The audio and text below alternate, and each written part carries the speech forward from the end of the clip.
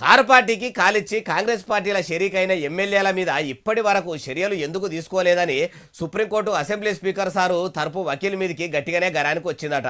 అట్లా కోపానికి వస్తుంటే స్పీకర్ సార్ తరపు లాయరు ఏమన్నాడు, పార్టీ మారిన ఎమ్మెల్యేల పదవులు పోయినట్టేనా అంటే ఏమో మరి అరుచుకుందాం పారి. పార్టీ ఫిరాయింపుల మీద విచారణ చేసిన సుప్రీంకోర్టు కారు పార్టీ తరపున వకీల్ సాబ్ వేసిన పిటిషన్ను చదివి విచారణ సురువు చేసిందట. షీ సర్కార్ ఏలుబడిలో ఉన్న అసెంబ్లీ స్పీకర్ గడ్డం ప్రసాద్ సార్ తరపున పోయిన వకీల్ సార్ను గట్టిగానే అడిగిందట.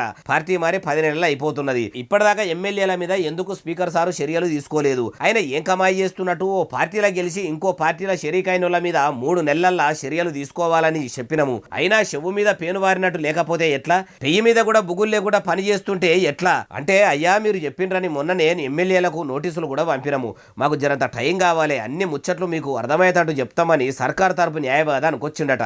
మరి ఫిబ్రవరి 18 తారీఖు నాడు మళ్ళా విచారణ వరకు అన్ని ముచ్చట్లు చెప్పాలే, పార్టీ మారిన లీడర్ల మీద చర్యలు తీసుకోవాలని కోర్టు అన్నదట. అయ్యా రేవంతాలు సారు, తమరు ఏలువడిలు లేనప్పుడు పార్టీ ఫిరాయించిన వాళ్ళను రాళ్లతోని కొట్టి చంపుర్రని అంటిరి, ఏలువడిలకు రాగానే ఎవరినైతే రాళ్లతోని కొట్టి చంపుర్రి అన్నారో మళ్ళా వాళ్ళనే పార్టీలకు తీసుకుంటారు. ఇప్పుడు చూడండి, ఫిరాయింపుల కేసు సుప్రీంకోర్టులో నడవబట్టే, మీరు చేసిన తప్పిదానికి మీ సర్కారు తరపు వకీల్ సాబును సుత్తతోని సప్పరిచ్చే కాడికొచ్చే, మీ ఫిరాయింపు రాజకీయాలతోని ప్రజలకేమైనా ఫాయిదా ఉన్నదా అంటుర్రు ఈ ముచ్చటిన్నోళ్ళు.